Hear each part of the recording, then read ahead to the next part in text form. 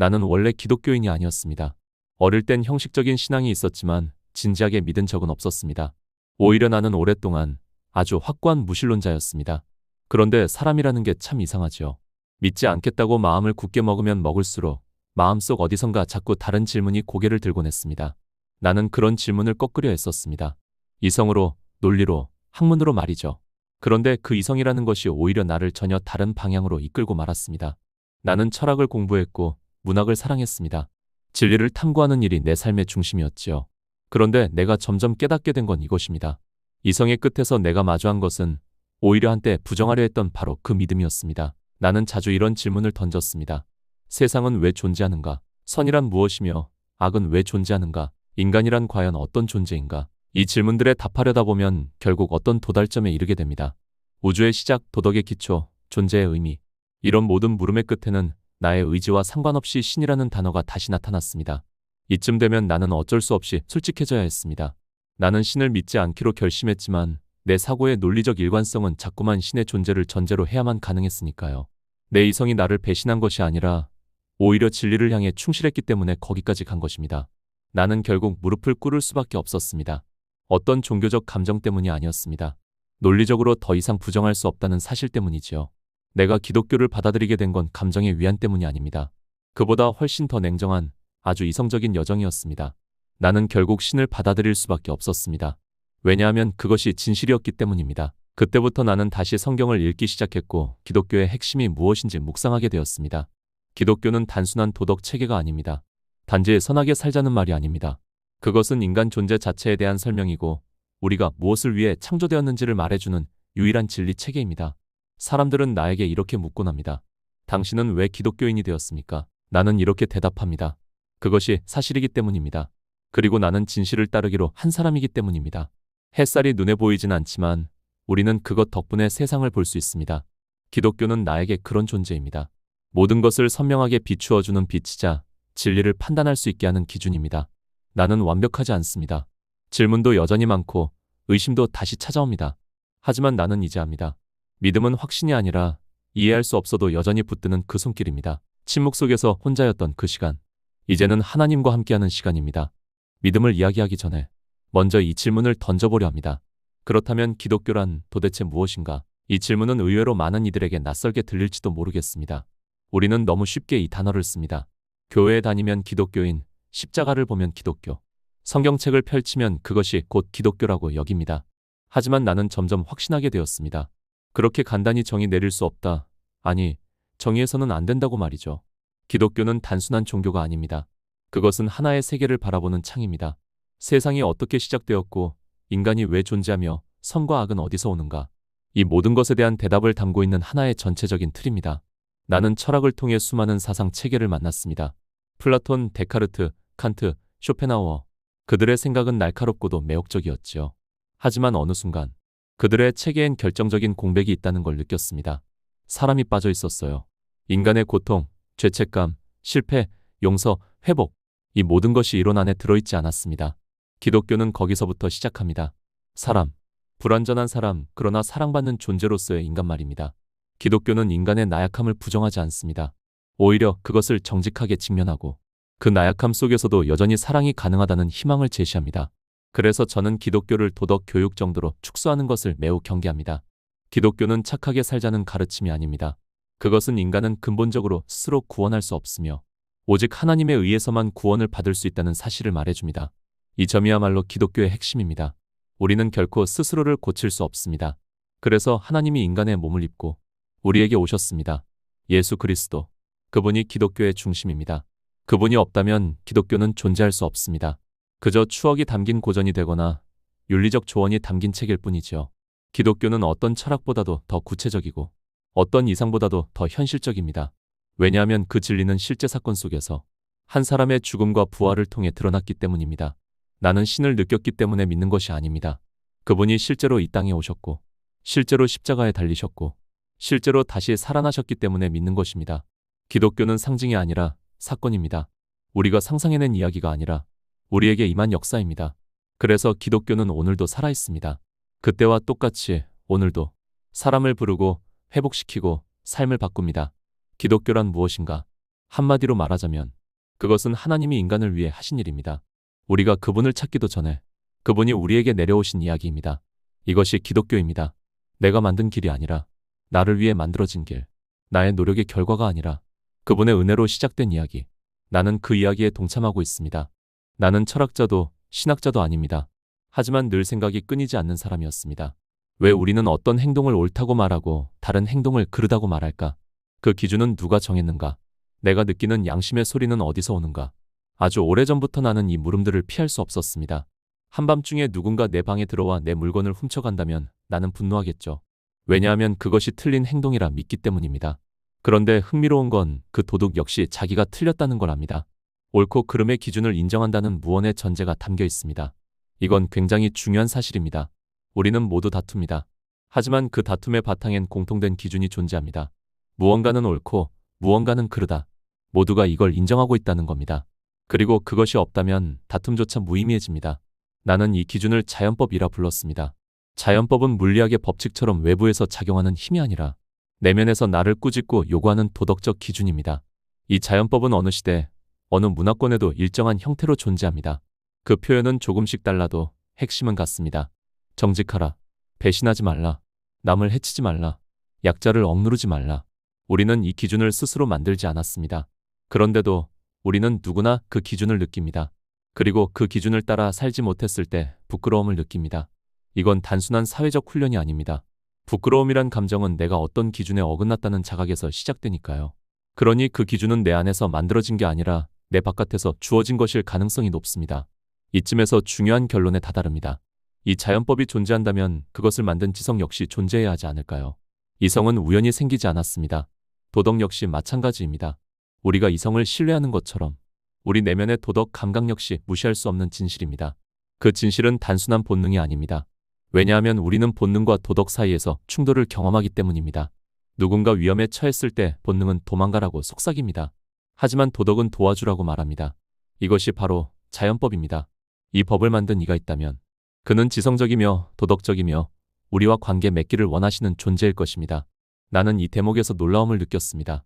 그분이 이미 내 양심 속에 자취를 남겨두셨다는 사실에서 말입니다. 당신이 느끼는 죄책감, 그것은 당신이 나쁘기 때문만이 아닙니다. 당신이 선함의 기준을 알고 있기 때문입니다. 그리고 그 기준은 당신을 초월한 어떤 분으로부터 온 것입니다. 이것이 내가 말하는 옳고 그름의 정체입니다. 때로는 부정하려 애쓰지만 그 기준은 사라지지 않습니다. 그것은 곧 우리 존재의 바탕이요.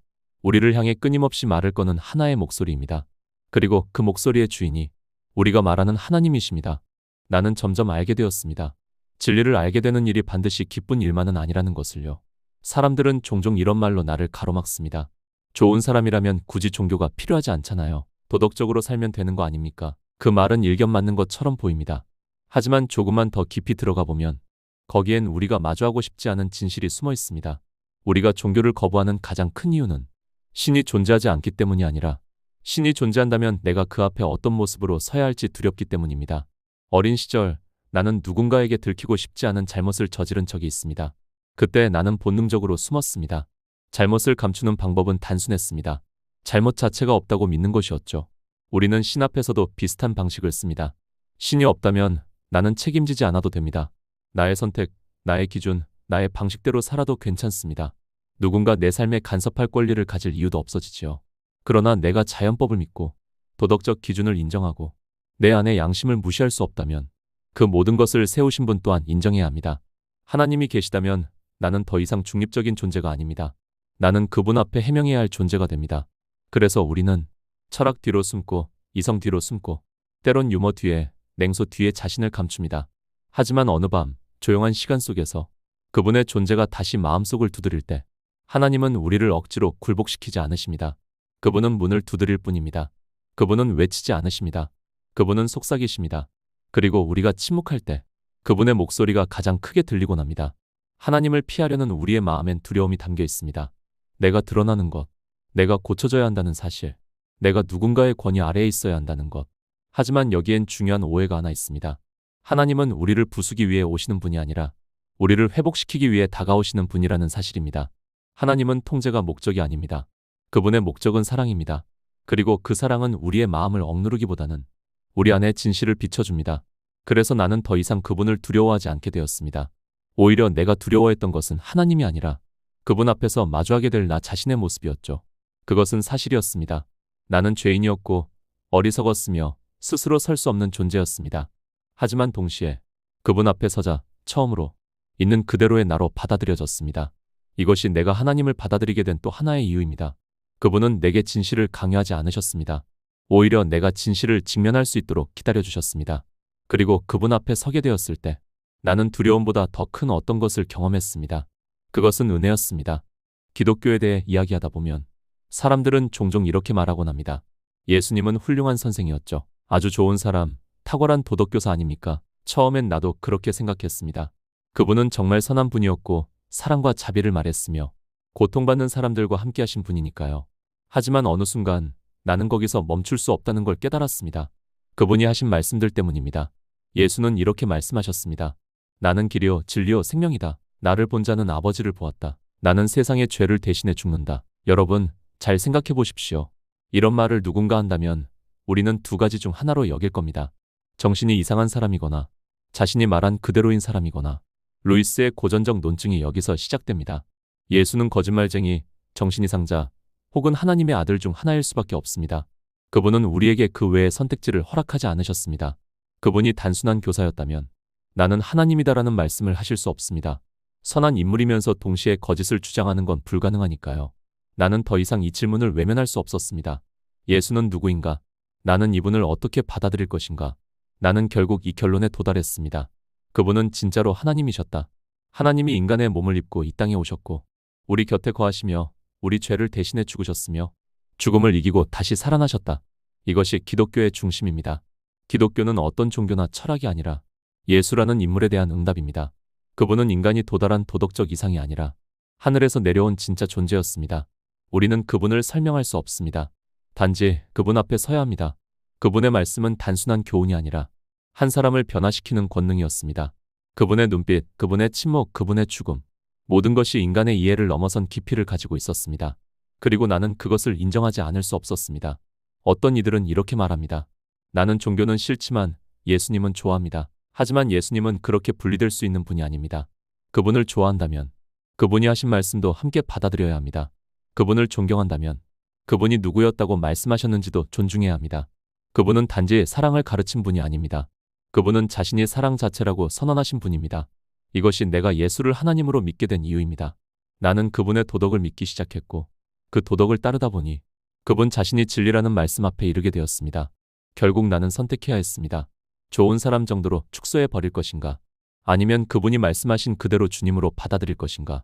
나는 후자를 선택했습니다. 그리고 그 순간 나는 더 이상 이론 속의 기독교인이 아니라 살아있는 주님을 만난 제자가 되었습니다. 예수를 만난 후 내가 제일 먼저 마주한 개념은 죄였습니다. 어쩌면 기독교에서 가장 꺼내기 어려운 단어일지도 모르겠습니다. 하지만 나는 피하지 않기로 했습니다. 왜냐하면 그 단어 안에 인간의 진짜 문제와 하나님의 진짜 사랑이 함께 담겨 있기 때문입니다. 사람들은 흔히 말합니다. 나는 나쁜 짓 안 하고 삽니다. 남에게 피해 안 주고 착하게 살고 있어요. 나도 한때 그렇게 생각했습니다. 도덕적으로 큰 잘못 없으면 괜찮은 거 아닌가? 그런데 기독교가 말하는 죄는 단지 행위를 말하는 것이 아닙니다. 그것은 인간 존재의 상태를 말합니다. 죄는 단순히 나쁜 행동이 아니라 하나님 없이 살려는 마음의 자세를 가리킵니다. 즉, 나는 나 혼자도 충분히 살 수 있다는 자기중심성, 그 자체가 죄의 본질이라는 것입니다. 그렇다면 왜 이것이 문제일까요? 단지 인간이 독립적이기 때문이 아닙니다. 우리는 원래 하나님과 연결된 존재로 창조되었기 때문입니다. 하나님은 우리를 위해 존재하지 않습니다. 우리가 하나님을 위해 존재합니다. 그런데 죄는 그 질서를 거꾸로 뒤집습니다. 하나님 없이도 하나님처럼 살겠다는 선언이죠. 이 선언은 결국 고립을 낳습니다. 그리고 그 고립은 고통이 됩니다. 우리는 본능적으로 압니다. 외롭고 공허하고 방향을 잃었다는 것을요. 그러면 우리는 어떻게 반응할까요? 더 많은 성취, 더 많은 쾌락, 더 많은 인정을 통해 그 공허를 메우려 합니다. 하지만 아무리 채워도 중심은 비어 있습니다. 왜냐하면 중심에 있어야 할 분이 빠져 있기 때문입니다. 죄란 바로 이것입니다. 삶의 중심에 하나님이 아닌 나를 세우는 일. 그리고 그 결과는 관계의 단절, 존재의 왜곡, 사랑의 상실입니다. 기독교가 죄를 심각하게 여기는 이유는 우리를 비난하기 위해서가 아니라 회복이 필요하다는 걸 알려주기 위해서입니다. 죄를 인정하지 않으면 회복은 시작되지 않으니까요. 하지만 놀라운 건 이것입니다. 하나님은 우리가 스스로 죄를 해결하길 요구하지 않으셨습니다. 그분이 먼저 우리를 찾아오셨고 우리 죄를 대신 짊어지셨으며 그 죄의 결과인 죽음까지 감당하셨습니다. 그리고 이렇게 말씀하십니다. 이제 너는 내 아들이고 내 딸이다. 다시 나와 함께 할 수 있다. 이것이 기독교가 말하는 죄입니다. 비난이 아니라 초대입니다. 심판이 아니라 회복입니다. 죄를 직면하는 것이 두렵지 않았던 이유는 그보다 더 큰 용서가 나를 기다리고 있었기 때문입니다.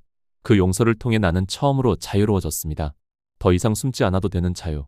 하나님과 다시 연결된 존재로 살아가는 자유. 그것이 진짜 복음입니다.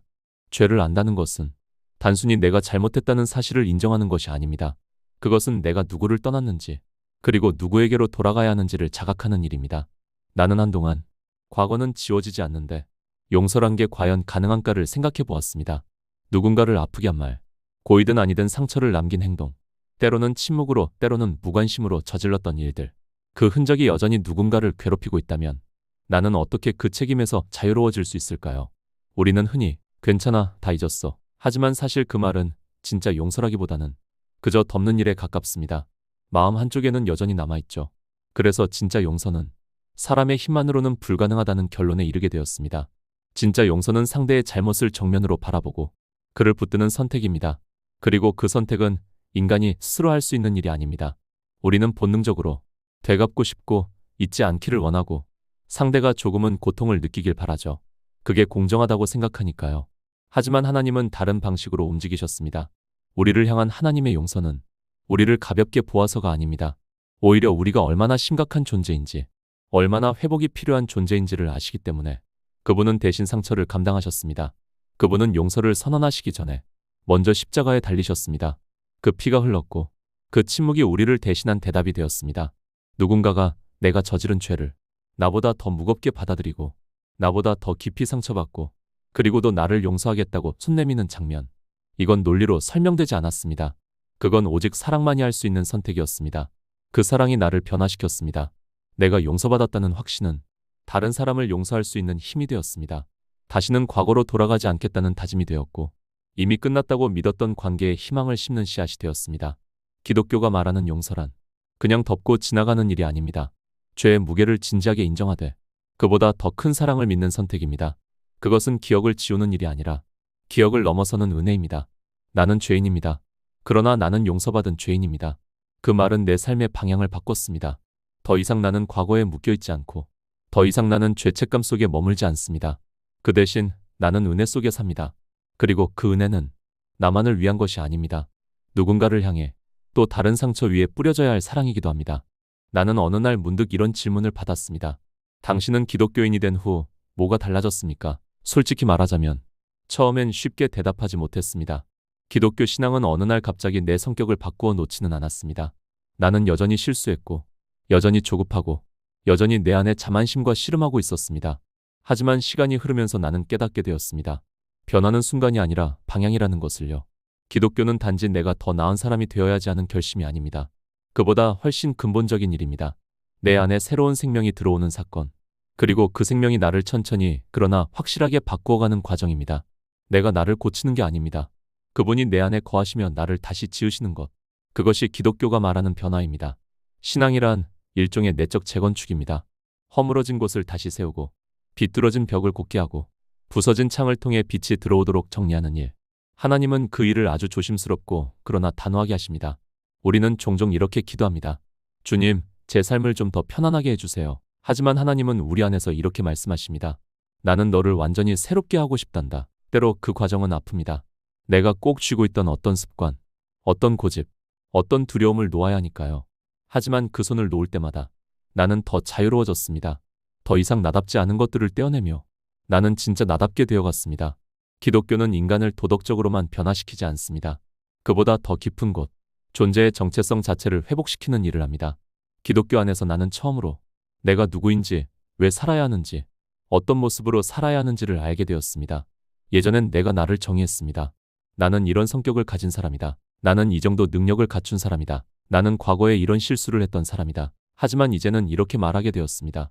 나는 하나님 안에서 새롭게 지어진 사람이다. 나는 더 이상 과거의 합이 아니라 은혜의 시작점이다. 이 변화는 천천히, 그러나 분명하게 일어났습니다. 나는 점점 더 진실을 사랑하게 되었고, 용서를 자연스럽게 말할 수 있게 되었고 누군가의 아픔을 외면하기 어려워졌습니다. 그리고 무엇보다 내 중심에 있던 나가 서서히 그 자리를 내어주고 그 자리에 그분이 앉으셨습니다. 그분이 중심이 되면 삶 전체가 정리됩니다. 관계도, 시간도, 말도, 침묵도 모든 것이 새롭게 질서를 얻습니다. 이것이 기독교가 인간을 변화시키는 방식입니다. 강요가 아니라 초대, 억지가 아니라 생명, 결심이 아니라 은혜로 이루어지는 변화. 그 은혜가 내 안에서 일하고 있고 나는 그 변화의 길 위에 서 있습니다. 아직 도착하진 않았지만 나는 분명히 이전과는 다른 방향으로 걷고 있습니다. 기독교를 믿는다는 것은 단지 교회에 다닌다거나 성경을 읽는다는 말로 끝나지 않습니다. 그것은 세상을 바라보는 눈이 바뀐다는 뜻입니다. 내가 처음 기독교 신앙을 받아들였을 때 세상이 갑자기 달라 보이기 시작했습니다. 익숙했던 것들이 낯설어졌고 당연하게 여겼던 것들이 다시 질문의 대상이 되었습니다. 기독교는 내게 한 가지 질문을 던졌습니다. 내가 지금까지 살아온 방식이 정말 전부였을까? 그리고 나는 그 질문 앞에서 생각하기 시작했습니다. 우리는 이 세상을 어떻게 보고 있을까? 이 세계는 단지 우연의 집합일까? 아니면 어떤 목적과 질서를 가진 의도가 있는 피조물일까? 기독교는 이렇게 말합니다. 이 세계는 창조된 것이다. 우연이 아니라 사랑에 의해 설계되었으며 그 안에는 질서와 목적 그리고 선함이 담겨 있다. 이 선언은 내게 두 가지 충격을 주었습니다. 첫째, 내가 보는 모든 것이 우연이 아니라 의미 있는 존재라는 점. 둘째, 내가 겪는 모든 일이 결국 어떤 뜻 안에 있다는 점. 이것이 기독교적 세계관의 핵심입니다. 우리는 의미 없는 혼돈 속을 부유하는 존재가 아닙니다. 우리는 의미 있는 이야기 속에 초대된 인물입니다. 세상의 아름다움은 더 이상 단순한 취향이 아닙니다. 그것은 창조주의 흔적입니다. 고통은 더 이상 무의미한 재앙이 아닙니다. 그것은 타락 이후에도 여전히 우리를 부르시는 하나님의 손길입니다. 물론 세상은 완전하지 않습니다. 부조리도 있고 악도 존재하며 선한 사람들이 고통받는 장면도 끝없이 반복됩니다. 하지만 기독교는 여기서 멈추지 않습니다. 이 세계는 부서졌지만 완전히 망하지 않았다. 회복이 시작되었고 완성될 것이다. 이것이 기독교가 세상을 이해하는 방식입니다. 그 중심에는 예수 그리스도의 십자가가 있습니다. 고통과 죄가 집중된 자리에서 하나님은 새로운 창조를 시작하셨습니다. 그리고 그분의 부활은 그 모든 이야기의 확증이 되었습니다. 죽음조차도 마지막 말이 아니라는 증거. 이 세계는 끝나는 중이 아닙니다. 되살아나는 중입니다. 하나님은 우리를 포기하지 않으셨고 우리가 살아가는 이 공간도 여전히 하나님의 사랑 아래 있습니다. 그래서 나는 이제 세상을 다르게 봅니다. 우연과 경쟁의 전장이 아니라 회복과 소명의 장소로 말입니다. 기독교는 내게 이렇게 말합니다. 이 세상은 여전히 하나님의 세계다. 그러니 희망을 잃지 말아라. 이 믿음이 내 일상 속에서 조용히 그러나 분명하게 빛을 비추기 시작했습니다. 믿음이라는 단어는 언제나 신비롭습니다. 믿음은 이성과는 다른 거야. 그건 그냥 마음으로 받아들이는 거야. 사람들은 이렇게 말하지만 나는 그렇게 생각하지 않았습니다. 오히려 믿음은 이성을 지키기 위한 결단이라고 말하고 싶습니다. 믿음은 이성과 감정 사이에서 긴장하며 작동합니다. 그 어느 한쪽에도 완전히 기대지 않으며 둘을 모두 껴안고 나아가는 일입니다. 나는 한때 이성이 진리를 증명하고 감정은 믿음을 방해한다고 생각했어요. 그런데 실제로는 그 반대의 경우도 많았습니다. 가령 당신이 깊이 고민한 끝에 기독교 신앙이 이성적으로 설득력이 있다고 결론을 내렸다고 합시다. 하지만 갑자기 감정이 요동치기 시작합니다. 외롭고 불안하고 때론 하나님이 멀게 느껴지고 의심이 파도처럼 밀려옵니다. 그때 당신은 어떤 선택을 하게 될까요? 그 순간 필요한 것이 바로 믿음입니다. 그것은 생각을 멈추는 게 아닙니다. 오히려 내가 이성적으로 옳다고 판단했던 것을 감정이 흔들릴 때도 계속 붙드는 힘입니다. 믿음은 나는 여전히 확신한다는 감정이 아닙니다. 오히려 지금은 흔들리지만 나는 진리를 기억하겠다는 의지의 고백입니다. 믿음은 한 번의 감동이 아닙니다. 반복적인 선택입니다. 매일 아침 다시 하나님을 신뢰하기로 결정하는 일. 마음이 무거울 때, 감정이 무딜 때, 이해되지 않을 때 말입니다. 나는 이 싸움을 수없이 반복했습니다. 특히 고통스러운 시절, 하나님이 계신가 의심될 때, 감정이 내게 소리쳤습니다. 그분은 널 버렸어. 기도는 소용없어. 이건 그냥 상상일 뿐이야. 그럴 때 나는 이성을 붙잡았습니다. 아니, 나는 이미 생각했다. 나는 충분히 고민했고 그분이 실제로 존재하신다는 결론에 도달했다. 그리고 그 생각을 감정이 꺾으려 할 때 나는 그것을 믿음으로 되받아쳤습니다. 나는 오늘도 그 결론 위에 서 있겠다. 느끼지 못해도 나는 기억한다. 믿음은 감정을 억누르는 일이 아닙니다. 그것은 감정의 바다 위에 진리의 닻을 내리는 일입니다. 그리고 그 닻이 있기 때문에 우리는 흔들려도 침몰하지 않습니다. 믿음이란 무엇인가? 그것은 이성과 감정 사이에서 의지로 진리를 선택하는 일입니다. 지금은 보이지 않아도, 지금은 느껴지지 않아도, 진리가 여전히 진리라는 사실을 마음이 아니라 인격 전체로 고백하는 일입니다. 그것은 단순한 신념이 아닙니다. 매일의 충성입니다. 살다 보면 우리는 언젠가 이런 결론에 이르게 됩니다. 기독교를 꿰뚫는 가장 핵심적인 단어는 무엇인가라는 질문 앞에 서게 되는 것이지요. 그리고 많은 이들이 나 역시도 그랬듯이 조심스럽게 확신을 담아 이렇게 말하게 됩니다. 결국 기독교는 사랑입니다. 이 말은 너무 자주 사용되어 어쩌면 그 무게를 잃은 채 입에 담기 쉬운 문장이 되어버렸는지도 모릅니다. 서로에게 잘하자, 좀 더 친절하자, 상대방을 배려하자. 그러한 이야기들 속에서 사랑은 그저 감정의 문제로 축소되기 일쑤입니다. 하지만 나는 단언하건대 기독교가 말하는 사랑은 그런 피상적인 친절이나 감정의 교류를 넘어섭니다. 그것은 인간적인 따뜻함이 아니라 신적 본질에 뿌리를 둔 우주의 구조를 이끌고 움직이는 가장 깊은 힘입니다. 성경은 이렇게 시작합니다. 태초에 하나님이 천지를 창조하시니라. 그리고 그 창조의 동기를 기독교는 한마디로 정의합니다. 하나님은 사랑이시라. 그 말은 하나님이 세상을 필요로 하셨기 때문이 아니라 사랑이 넘쳐 흘렀기 때문에 창조가 시작되었다는 뜻입니다. 관계를 갈망하신 그분의 성품이 인간을 낳았고 그 인간이 그분을 떠났을 때에도 그 사랑은 멈추지 않았습니다. 우리는 사랑받기를 원하면서도 사랑에 실패합니다. 우리는 누군가를 사랑한다고 말하지만 그 마음 안에는 기대와 교환, 조건과 실망이 함께 섞여 있곤 하지요. 그러나 하나님은 그런 인간의 사랑을 담지 않으셨습니다. 그분의 사랑은 먼저 다가오고 먼저 내어주며 끝까지 포기하지 않는 방식으로 흐릅니다. 예수의 십자가를 바라볼 때 나는 하나님께서 사랑한다고 말씀하신 것이 단지 위로의 말이나 이상적 선언이 아니었다는 것을 압니다. 그분은 말씀으로 그치지 않으셨습니다. 몸을 입고 우리 곁에 오셨고 우리의 죄와 상처를 대신 짊어지셨으며 그 고통의 절정에서조차 우리를 끝까지 품으셨습니다. 십자가는 감정의 표현이 아닙니다. 그것은 행동이며 대가이며 책임입니다. 기독교가 말하는 사랑은 값싼 온정이 아니라 자기 자신을 송두리째 내어주는 희생의 결단입니다. 그 사랑을 알게 된 이후 나는 내가 이전에 말해왔던 사랑이라는 단어가 얼마나 얕았는지를 깨달았습니다. 나는 종종 누군가를 조건적으로 대했고 내 감정이 허락하는 만큼만 베풀었으며 상처를 받으면 금세 거리를 두었습니다. 그러면서도 사랑했다고 생각했지요. 하지만 기독교는 묻습니다. 너는 원수를 사랑할 수 있느냐? 너를 배신한 자를 위해 기도할 수 있느냐? 조건 없이 끝까지 내 방식이 아니라 그분의 방식으로 누군가를 품을 수 있느냐? 그 질문 앞에서 나는 자주 부끄러워졌고 동시에 간절히 기도하게 되었습니다. 주님, 제 안에 주님의 사랑을 심어주십시오. 내 힘으로는 할 수 없는 그 사랑을 성령으로 가능케 해주십시오. 그리고 놀랍게도 그 사랑은 점점 내 안에서 살아 움직이기 시작했습니다. 예전엔 참기 어려웠던 일들 앞에서도 잠시 멈춰 서게 되었고 쉽게 등을 돌렸던 사람에게 한 번 더 손을 내밀게 되었으며 작은 자를 외면하던 시선이 서서히 그 눈높이로 낮아지기 시작했습니다. 기독교가 인간을 바꾸는 방식은 바로 여기에 있습니다. 율법이 아니라 사랑으로, 의무가 아니라 은혜로, 변화의 외침이 아니라 내 안에 심긴 새로운 생명으로부터 시작되는 순한 영향력. 그리고 이 사랑은 조용하지만 가장 강력합니다. 그 어떤 정치보다 오래가고 그 어떤 사상보다 깊고 그 어떤 이념보다 더 많은 영혼을 바꾸어왔습니다. 그래서 나는 오늘도 믿습니다. 기독교는 사랑입니다. 그 사랑은 하나님 자신이시며 그 사랑이 나를 바꾸었고 그 사랑이 지금도 누군가의 인생을 새롭게 쓰고 있으며 그 사랑이 마침내 이 세상을 완전히 회복시킬 것입니다. 그 이름으로 나는 다시 사랑을 선택합니다. 다시 용서를 배우고 다시 인내하고 다시 품고 다시 시작합니다. 왜냐하면 사랑이야말로 기독교가 세상에 전하는 가장 강력한 메시지이자 하나님께서 지금도 일하고 계신 방식이기 때문입니다. 이제 나는 마지막 이야기를 꺼내려 합니다. 그동안 이 시리즈를 통해 기독교 신앙의 토대들을 하나씩 세워왔고 그 중심에 계신 분의 성품과 그분이 우리 삶과 세계에 남긴 흔적들을 따라 조용히 그러나 끈질기게 길을 걸어왔지요. 그 여정의 끝에서 나는 이 단어 하나를 꺼내지 않을 수 없습니다. 그것은 바로 희망입니다. 희망이라는 말은 오늘날처럼 절망이 만연한 시대엔 어쩌면 가장 무력하게 들리는 말일지도 모릅니다. 전쟁이 그치지 않고 가난과 차별은 여전히 반복되고 죽음은 모든 생명을 예외 없이 집어삼키며 우리가 쌓아올린 것들은 순식간에 무너질 수 있다는 것을 우리는 너무도 잘 알고 있습니다. 이토록 어두운 현실 앞에서 희망을 말한다는 건 때로 무책임하거나 낙관주의적이라는 오해를 부르곤 합니다.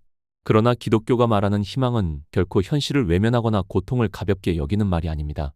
오히려 그 어떤 세계관보다도 고통을 정면으로 바라보고도 여전히 노래할 수 있는 힘. 그것이 기독교적 희망의 진짜 얼굴입니다. 이 희망은 공중에 뜬 추상이 아닙니다. 그것은 이미 땅 위에 발을 딛고 오신 한 사람, 예수 그리스도의 삶과 죽음과 부활이라는 실제 사건 위에 세워진 확신입니다. 기독교는 바로 그분의 부활을 통해 선언합니다. 죽음이 마지막이 아니며 상처가 끝이 아니며 이 세계는 여전히 회복을 향해 가고 있다고 나는 어릴 적부터 설명할 수 없는 갈망을 느끼곤 했습니다. 아무리 좋은 것을 누려도 마음속 어딘가가 비어 있었고 아무리 만족스러운 순간을 살아도 늘 이 목소리가 들려왔습니다. 이건 전부가 아니야. 그 막연한 그리움, 그 무엇도 채울 수 없던 갈망은 한때는 나를 방황하게 했지만 이제는 분명해졌습니다. 그 갈망은 하늘을 향한 기억이었고 그 빈 공간은 하나님이 심어두신 영혼의 흔적이었습니다. 기독교적 희망은 그 갈망이 헛된 것이 아님을 알려줍니다. 우리가 꿈꾸는 회복과 정의, 진짜 평화와 눈물 없는 세상이 단지 상상이 아니라 정말로 도래할 미래라는 것. 그리고 그 미래는 단순한 이상이 아니라 이미 역사 속에서 시작되었으며 곧 완성될 것이라는 것. 바로 그 확신이 기독교가 세상에 전하는 희망입니다. 그날이 오면 모든 억울함은 풀리고 모든 부조리는 바로잡히며 모든 상처는 싸매어지고 모든 눈물은 닦여질 것입니다. 그 누구도 잊히지 않고 그 어떤 고통도 헛되지 않았음을 하나님께서 친히 증명하실 것입니다. 이 희망이 있기에 기독교인은 오늘을 살아냅니다. 희망은 미래만을 위한 것이 아닙니다. 지금 이 자리에서 끝까지 사랑하고 포기하지 않고 선함을 선택하도록 만드는 근거가 됩니다. 이 희망이 없었다면 나는 이미 수많은 순간에 마음을 닫았을 것입니다. 하지만 나는 믿습니다. 하나님은 아직 일하고 계시며 이 세계는 아직 끝나지 않았고 마지막 장은 아직 남아있다는 것을. 그래서 나는 오늘도 희망합니다. 그 희망이 내 감정보다 크고 세상의 어둠보다 깊고 내가 상상할 수 없는 방식으로 이미 움직이고 있다는 것을 신뢰합니다. 기독교가 말하는 마지막 단어는 결국 이 하나입니다. 희망. 그리고 나는 믿습니다. 그 마지막 단어는 하나님의 첫 번째 말과도 같습니다. 빛이 있으라 하신 그분의 첫 외침처럼 희망은 우리를 다시 시작하게 하는 근원적인 선언이기도 하니까요.